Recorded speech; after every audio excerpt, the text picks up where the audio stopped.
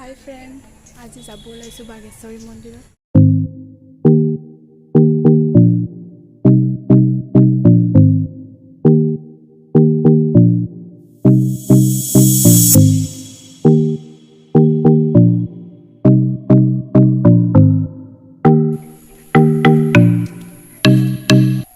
এইখন হৈছে বাঘেশ্বৰী মন্দিৰৰ ফিল্ড, য'ত ইয়াত নতুন বছৰ নহ'লে 15 আগষ্ট এইবিলাক দিনত বিশেষকৈ ইয়াতে বহু ঠাইৰ পৰা মানুহ আহি ইয়াতে পিকনিক খায়।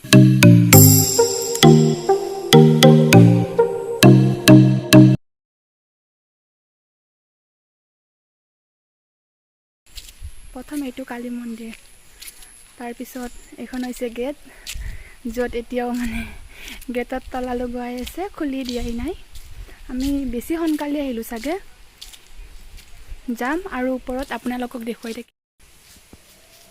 গেট এতিয়াও খুলি দিয়াই নাই, আমি সোনকালে আহিছোঁ, আপোনালোকক দেখুৱাই যাম ওপৰত কি কি আছে, চাই থাকিব।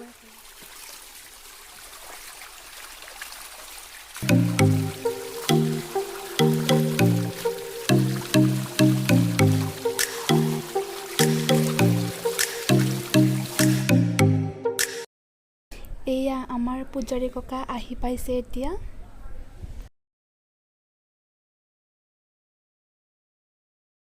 ককাই আহিয়ে প্ৰথম গেটখনৰ তলাটো খুলি দিছে।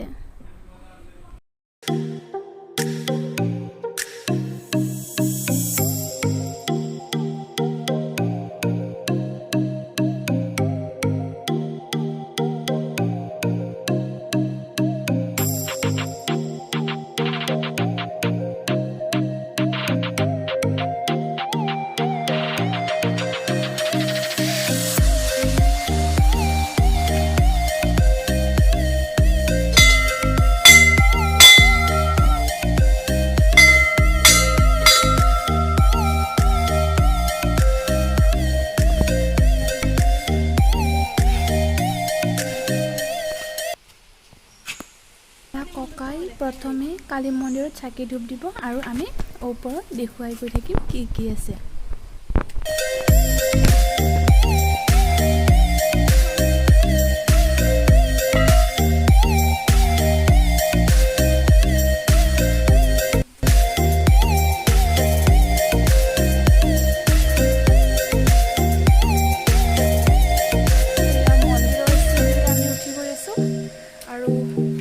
কি কি আছে আপোনালোকক গোটেইখিনি দেখুৱাই যাম, চাই থাকিব শেষলৈ।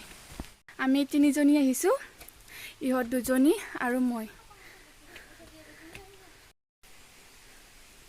এয়া আমি আহি পালোঁ আৰু অকণমান পিছত আমি মন্দিৰ পাম, চাই থাকক।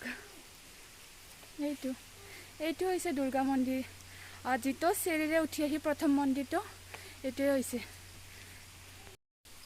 এইটো হৈছে প্ৰথম দুৰ্গা মন্দিৰটো, আৰু ওপৰত কি কি মন্দিৰ আছে আপোনালোকক দেখুৱাই গৈ থাকিম। এইখিনি হৈছে মন্দিৰৰ ওপৰৰ পৰা দৃশ্য, এইখিনি চাওক। আৰু এইফালে আপোনালোকক দেখুৱাই গৈ থাকিম এটা এটা মন্দিৰ। এইটো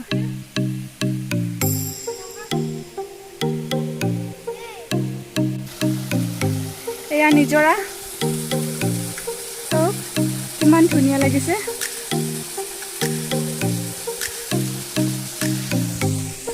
আৰু এইফালে গৈ প্ৰথম এইটো হৈছে গণেশ মন্দিৰ,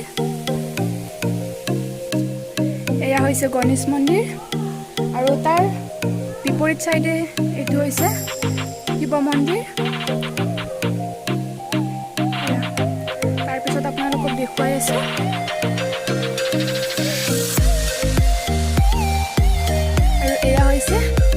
মনসা মন্দিৰ।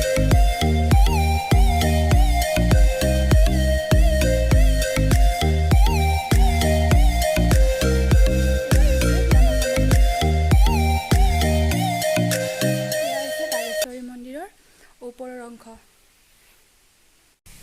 যিহেতু মই প্ৰথমবাৰৰ বাবে ভ্লগ বনাইছোঁ, বহুত কিবা ভুল হ'ব পাৰে, কিবা ভুল হ'লে আপোনালোকে ক্ষমা কৰি দিব, আৰু এনেকৈ আপোনালোকে মোক মৰম দি যাব।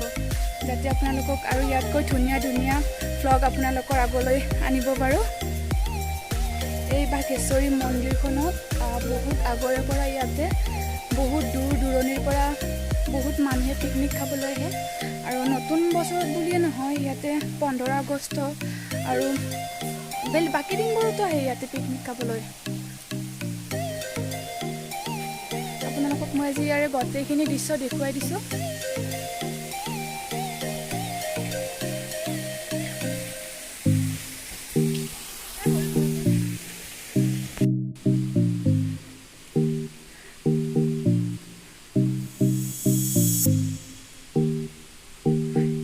এই মন্দিৰত প্ৰত্যেক বছৰে শাওনৰ লাষ্টত আৰু ভাদ্ৰ মাহৰ প্ৰথম তাৰিখত ইয়াতে মাৰৈ পূজা উদযাপন কৰা হয় আৰু বিভিন্ন দৰ্শনাৰ্থীৰে ইয়াত ভৰি পৰে।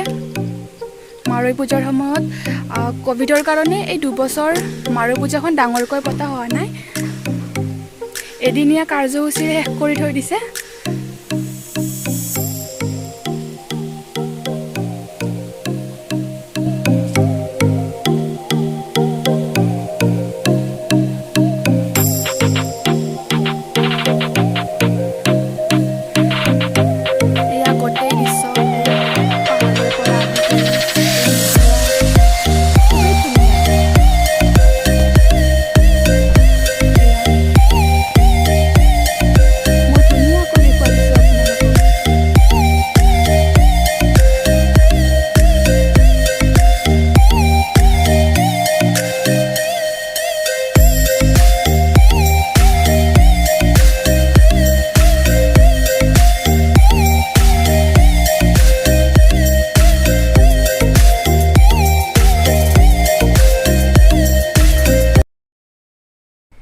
এয়া হৈছে দুৰ্গা মন্দিৰৰ ভিতৰৰ অংশ।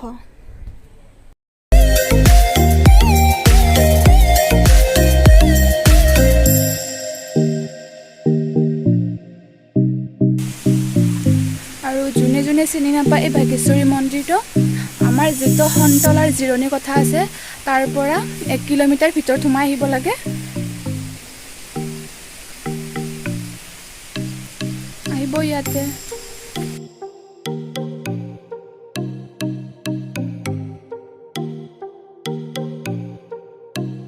মই হয়তো কোৱা কথাবিলাক আৰু এবাৰ কৈ গৈছোঁ, প্লিজ আপোনালোকে বেয়া নাপাব।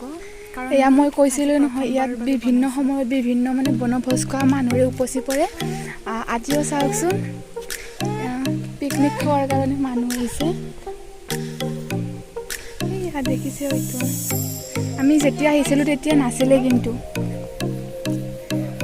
আমি বহুত সোনকালে আহিছিলোঁ, চ' তেতিয়া নাছিলে। এতিয়া চাওকচোন মানুহ, পিকনিক খোৱা মানুহ, এইয়া এইবিলাক।